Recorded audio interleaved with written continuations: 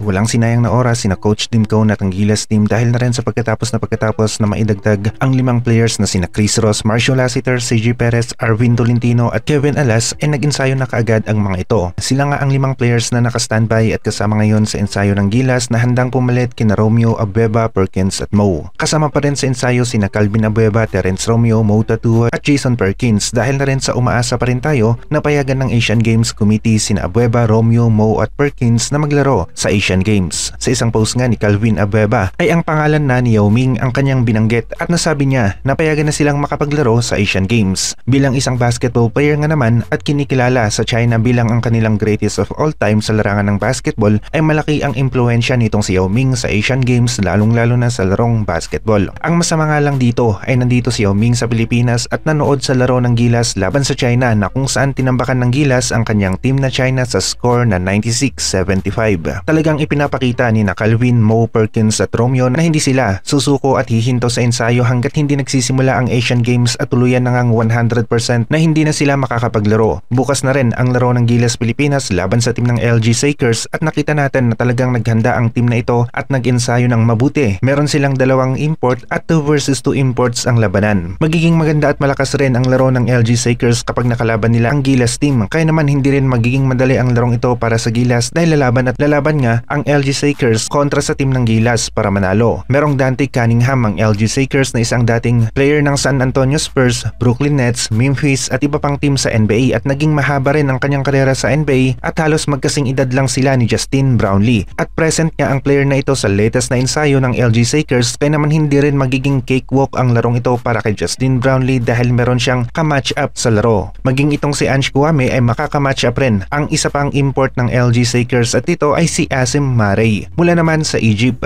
Ang maganda lang sa Gilas ay meron pa tayong Junmar Fajardo na kung saan ito yung isa sa advantage ng lineup natin dahil import level rin ang kayang ibigay ni Junmar sa laro. Kitang-kita nga naabala rin ang LG Sakers sa kanilang ensayo at talagang pinaghahandaan rin nila ang Gilas team kaya hindi talaga magiging madali para sa Gilas ang laro nila kontra sa team ng LG Sakers. Excited tayo na makita ang Gilas ni Coach Tim Cone na kung saan sinabutahe pa ito ng kapalpakan sa lineup at Asian Games Committee na masyadong nagiging mahigpit sa mga players na dati na ngang naglalaro para sa Gilas team. Kahit na medyo nadidihado sa preparasyon ang Gilas at bagong-bago o fresh na fresh talaga sina Marcio, Chris Ross, Kevin Alas at Arvin Tolentino sa Gilas 2023 version ay lalaban pa rin sila at makikita nga natin sa kanilang practice game kung nakahabol sila sa tinatakbo ng ensayo at laro ng mga dating players na naglaro sa FIBA World Cup 2023. Kay CJ Perez ay wala tayong gaanong problema dahil kasama nga siyang naglaro para sa Gilas team noong FIBA World Cup at kina Marcio, Ross, Tolentino at Alas ang medyo may konting concern tayo dahil kakailanganin nila ng oras para maka-integrate at makahabol sa araw ng ensayo na inilaan ng ibang Gilas players. Tignan rin natin kung present at maglalaro rin sina Mo, Perkins, Abueva at Romeo dahil na rin sa hindi talaga sumusuko ang mga players na ito at tuloy pa rin sila sa ensayo kasama sina Coach Tim Cone at ang buong Gilas team. Mas mahaba yung inilaan nilang araw ng ensayo at mas nakapag-adjust na sila kaya naman gusto pa rin natin na silang 4 sana ay payagan talaga ng Asian Games Committee na makapaglaro. Nakita rin natin na meron palang connection itong si Onyeka o Kung Wu sa mga Pinoy dahil lumaki ito kasama ang mga maraming Pilipino. So mailalim rin ito sa Alex Cabagnot Youth League noon sa Phil-Am Nation at hindi na nga bago ang mga Pinoy sa kanya dahil sigurado na pamilyar na ito sa Filipino community kaya naman isa pala siya sa target ng SBP dahil malaki nga ang chance na pumayag ito na maging naturalized player ng Gilas team. Maganda-ganda ang edad niya na nasa 22 years old at magiging mahaba ang kanyang karera bilang isang Gilas player kapag nakuha na ito ng SBP. Ang maganda pa dito ay marami tayong magiging available ng mga players at hindi tayo magkakaproblema sa availability ng mga players at isa rin ito sa nagiging problema nga ng Gilas team kapag malapit na ang kompetisyon. Kitang-kita nga ang isang batang Onyeka o Kung Wu kasama ang mga ibang batang Pinoy noon at hindi nga talaga malayo na maging naturalized player ito ng Gilas. Hindi natin makikita o hindi lilitaw ang pangalan ni Okong Wu kung hindi natin nasilip ang listahan ng mga players na ibinigay ng Gilas sa Asian Games Committee. Kapag nagkataon ay makakasama ito ni Kai Soto at AG Edu at magkakaroon tayo ng solid na mga players sa 4 at 5 position. At kapag dinagdagan pa natin ng 2 o 3 shooters ang mga players na ito ay lalakas pa nga ang Gilas team. Malapit-lapit na nga rin sa 40 ang ibang players natin kaya naman kailangan na talaga ng mga nakaabang na mga bagong players para sa Gilas team. LG Sakers laban sa Gilas na nga bukas at magiging isa itong magandang laro dahil parehong naghanda ang mga teams. Magsisimulan na nga rin ang Korean Basketball League kaya naman maging ang LG Sakers Sakers ay puspusan na rin ng ensayo at susubukan nila ang bunga ng kanilang ensayo laban sa Gilas team. Ang Gilas team naman ay hindi rin nagpabaya sa ensayo, yun nga lang ay biglang nagbago ang kanilang lineup at naging challenge ito para sa kanila, lalong-lalo na kay Coach Tim Cone dahil kailangan niyang mailagay sa iisang pahina ang kondisyon at laro ng mga dati at bagong players, at makikita natin sa laro nila laban sa LG Sakers kung nagawa nga ito ni Coach Tim Cone bago ang Asian Games.